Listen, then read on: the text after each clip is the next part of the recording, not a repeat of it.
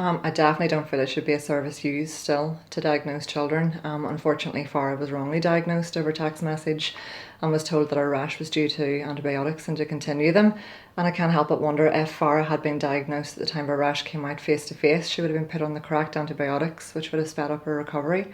But unfortunately, by the time her rash had developed and it was wrongly diagnosed, then it just spiralled downhill to the point where she had to be admitted to hospital.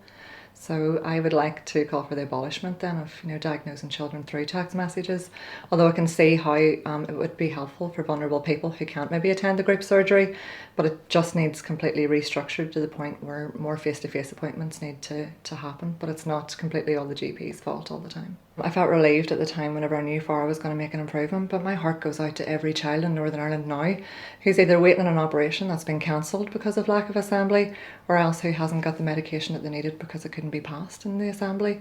The only way forward for our children here to improve, and also for laws to be put in place then for transplants to happen to enrich children's lives, is if the assembly reform. And unfortunately that's not happening at the moment. And I wonder, do the Assembly feel for the 180 families that this is going to affect as a direct result of the Assembly not reforming? We need changes to be put forward. Right now, there's no time to waste. I think it's at a critical level. I think the rest of the UK need to know how critical a level it is. Now that Farrah's recovered, and gaining up strength and momentum, now to make sure that no other child has to go through this as well, and also to help the parents of sick children at the moment by putting more pressure on the Assembly to form to make the decisions, because nothing can be done unless they do. There's no blame to be put in the NHS here at all. It's the pressure that they're under.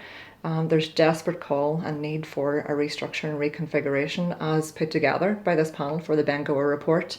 So I'd be asking now that it's reviewed, and as soon as the Assembly reforms again, that it is addressed.